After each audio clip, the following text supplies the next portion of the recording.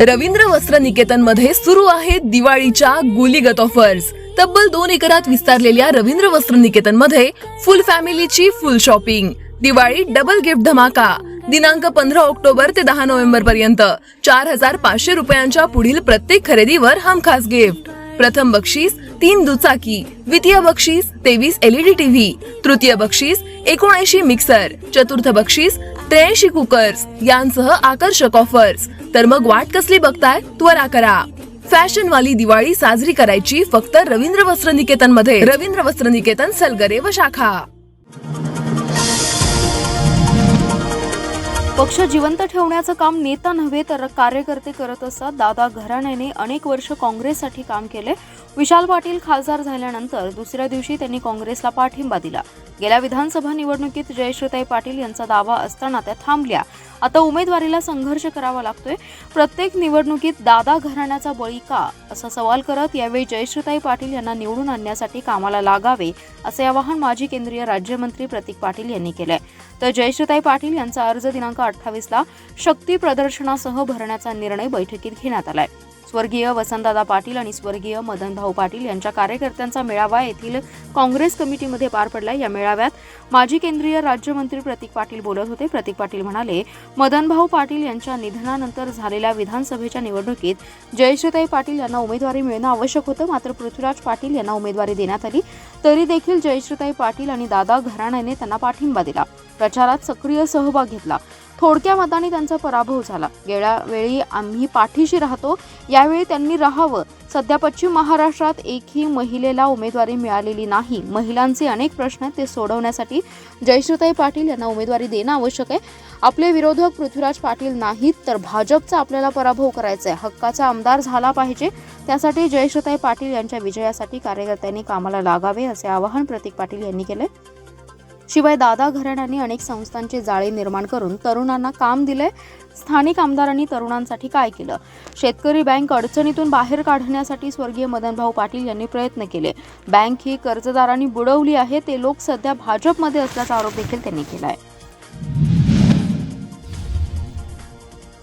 सांगली विधानसभा मतदारसंघातून महायुतीची उमेदवारी आमदार सुधीर गाडगीळ यांना जाहीर झाल्यानंतर भाजपमध्ये भूकंप झाला। शेखर इनामदार यांनी नाराजी व्यक्त केली, तर शिवाजी उर्फ पप्पू डोंगरे यांनी बंडखोरीचा इशारा दिलाय। तीच परिस्थिती आता महाविकास आघाडीमध्ये सुरू आहे। ही जागा काँग्रेसला आहे, त्यामुळे पृथ्वीराज पाटील आणि जयश्रीताई पाटील या दोघांनी उमेदवारीचा दावा करत पक्षाने संधी न दिल्यास बंडखोरीचा इशारा दिलाय। त्यामुळे महाविकास आघाडी आणि महायुतीला बंडखोरीचं ग्रहण लागण्याची शक्यता आहे। सांगली विधानसभा मतदारसंघात महायुतीच्या जागा वाटपात ही जागा भारतीय जनता पार्टीकडे कायम आहे। या मतदारसंघाचे विद्यमान आमदार सुधीर गाडगीळ यांनी काही दिवसांपूर्वी उमेदवारी लढणार नसल्याचं स्पष्ट केलं होतं। त्यामुळे भाजपकडून शेखर इनामदार, पृथ्वीराज पवार, शिवाजी उर्फ पप्पू डोंगरे, स्वाती शिंदे, नीता केळकर इच्छुक होत्या। त्यांनी तशी तयारी देखील मतदारसंघात सुरू केली होती। मात्र भाजपच्या पहिल्या यादीमध्ये सांगलीच्या जागेवर विद्यमान आमदार सुधीर गाडगीळ यांना तिसऱ्यांदा संधी दिली। आमदार गाडगीळ यांनी प्रतिक्रिया देताना पक्षाने निवडणूक लढण्याचा आदेश दिलाय, त्या आदेशाचं पालन करून निवडणुकीत उभारणार असल्याचं त्यांनी सांगितलं। तर दुसरीकडे महाविकास आघाडीमध्ये देखील हीच परिस्थिती आहे। ही जागा काँग्रेस पक्षाकडे कायम आहे। या जागेवर लढण्यासाठी काँग्रेसचे शहर जिल्हाध्यक्ष पृथ्वीराज पाटील आणि जिल्हा बँकेच्या उपाध्यक्षा जयश्रीताई पाटील इच्छुक आहेत। या दोघांमध्ये गेल्या 2 ते 3 महिन्यांपासून उमेदवारीसाठी चुरस लागली आहे। पक्षाचे नेते आमदार विश्वजित कदम, खासदार विशाल पाटील या दोघांमध्ये तोडगा काढण्यासाठी एकाला विधानसभा तर एकाला विधान परिषद देण्याची ग्वाही दिली होती। मात्र दोघांनी विधानसभेवरच दावा केल्याने वाद प्रदेश काँग्रेसकडे गेलाय। त्यामुळे पक्षाने अद्याप उमेदवार जाहीर केला नाहीये। चैनीसाठी भाडेकरूंच्या घरात शिरून सोन्या चांदीचे दागिने चोरणाऱ्या संशयित घर मालकाला 24 तासात अटक करण्यात सांगली शहर पोलीस ठाण्याकडील गुन्हे प्रकटीकरण शाखेला यश आले। प्रशांत प्रकाश गडकरी असं संशयिताचं नाव आहे। त्याच्याकडून 6,55,000चा मुद्देमाल जप्त करण्यात आलाय। त्याला न्यायालयाने 2 दिवसांची पोलीस कोठडी सुनावली आहे। संशयित प्रशांत गडकरी याचं जामवाडीतील पेठ भागमध्ये जुनं घर आहे। हे घर त्याच्या वडिलांनी प्रकाश यशवंत साळुंखे यांना भाड्याने दिले। भाडेकरू साळुंखे यांचा फॅब्रिकेशनचा व्यवसाय आहे। शनिवार 19 रोजी सायंकाळी साळुंखे 3ऱ्या मजल्यावर साचलेलं पावसाचं पाणी साफ करण्यासाठी गेले होते। यावेळी घराचा दरवाजा उघडा असल्याने संशयित प्रशांत गडकरी घरात शिरला। त्याने 2ऱ्या मजल्यावरील कपाटाचं ड्रॉवर उचकटून 15 ग्रॅम कानातील टॉप्स आणि वेल, 40 ग्रॅम सोन्याच्या 2 पाटल्या, 15 ग्रॅम सोन्याची अंगठी, 10 ग्रॅमची सोन्याची चैन, 5 ग्रॅमची सोन्याची चैन असा मुद्देमाल घेऊन पोबारा केलाय.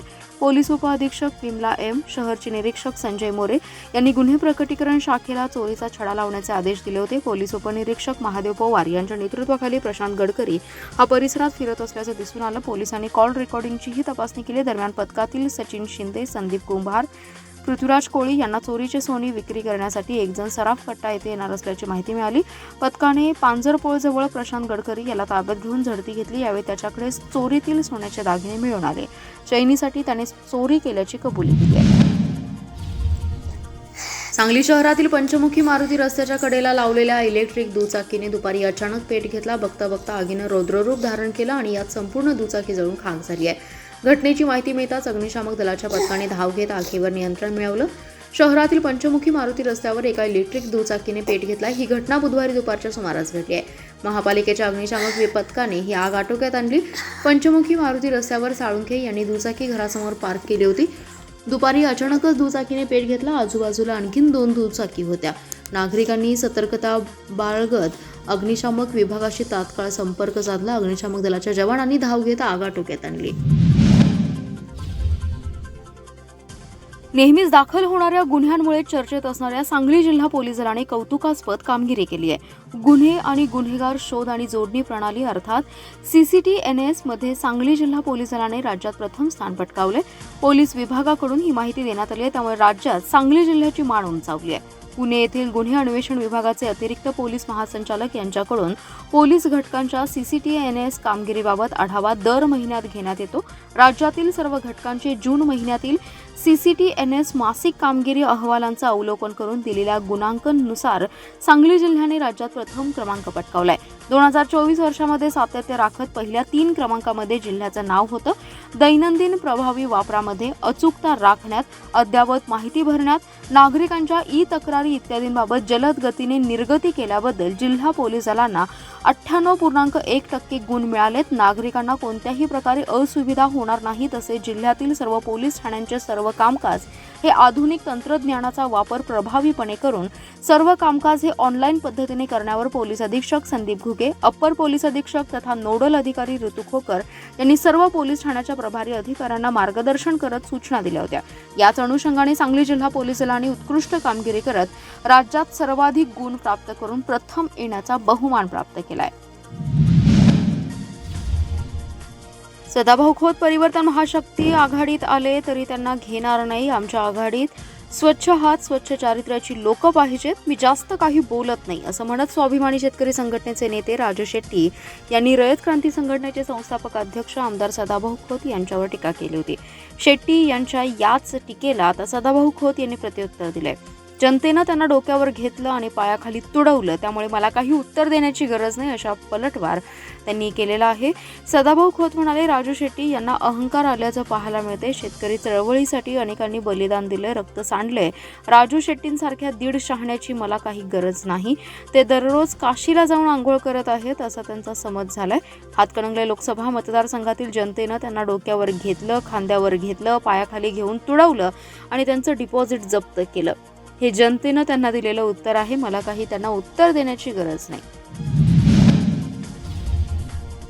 तासगाव तालुक्यात राहणाऱ्या एका विवाहितेला कोल्ड्रिंकमधून गुंगीचं औषध देऊन दोघांनी सांगलीतील ठिकठिकाणी तिच्यावर अत्याचार केल्याची धक्कादायक घटना उघडकीस आली आहे. आक्षेपार्ह व्हिडिओ व्हायरल करण्याची धमकी देत वारंवार अत्याचार केलेत. यानंतर पीडितेने जाब विचारला असता तिला चाकूचा धाक दाखवत पती आणि मुलाला ठार मारण्याची धमकी दिली आहे. सदरची ही घटना मार्च 2024 ते सप्टेंबर 2024 या कालावधीत घडली आहे. या घटनेनंतर पीडितेने सांगली शहर पोलीस ठाण्यात फिर्याद दिली आहे. पीडितेच्या फिर्यादीवरून पोलिसांनी संशयित तिघांवर बलात्काराचा गुन्हा दाखल केलाय. फजल पटेल, अल्ताफ करीम आणि फजलचा भाऊ अल्ताफ अशी गुन्हा दाखल झालेल्यांची नावे आहेत. पीडित महिला या तासगाव तालुक्यातील एका गावात राहतात. त्यांची ओळख संशयित फजल पटेल याच्याशी झाली होती. फजल याने तो राहत असलेल्या घरी पीडितेला बोलावून घेतलं. या ठिकाणी कोल्ड्रिंक पिण्यास दिलं. यानंतर पीडितेला चक्कर येऊन त्या बेशुद्ध झाल्या. काही वेळानंतर शुद्ध आल्यानंतर फजल त्या ठिकाणी कपडे न घालता होता. तसेच संशयित अल्ताफ करीम हा उघडा फिरत होता आणि मोबाईलवर व्हिडिओ शूटिंग करत होता. यावेळी अतिप्रसंग केल्याबद्दल पीडितेने जाब विचारला असता फजल पटेल यांनी त्याच्याजवळ असणारा चाकू गळ्याला लावून कोणाला काही सांगितलं तर पती आणि मुलाला ठार मारण्याची धमकी दिली. यानंतर संशयित पटेल याने वेळोवेळी अत्याचार केलेत. व्हिडिओ व्हायरल करण्याची धमकी देत जबरदस्ती अत्याचार केलेत. घडलेल्या या धक्कादायक घटनेनंतर पीडितेने सांगली शहर पोलिसांना फिर्याद दिली. पीडितेच्या फिर्यादीवरून पोलिसांनी संशयित तिघांविरोधात गुन्हा दाखल केलाय.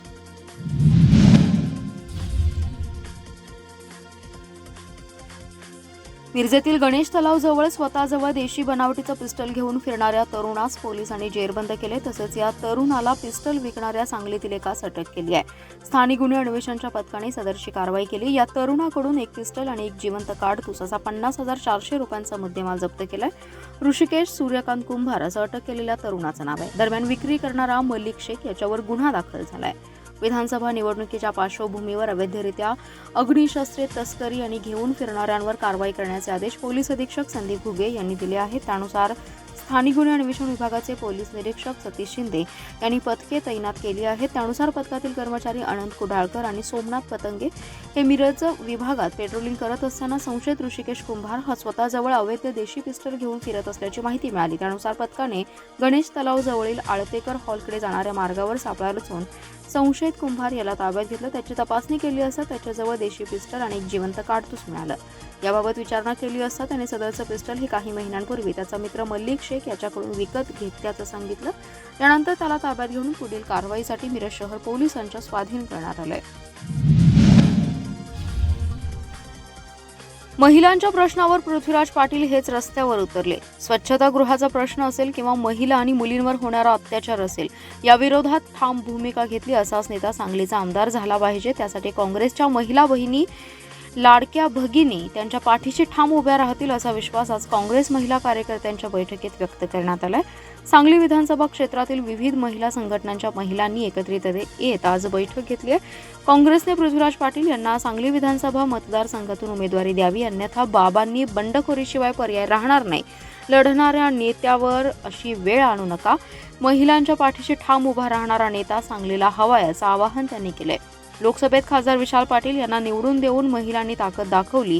तशीच ताकद पृथ्वीराज बाबा पाटील यांना निवडून आणण्यासाठी सांगलीच्या रणरागिणी जीवाचं रान करतील असा निर्धार करण्यात आला.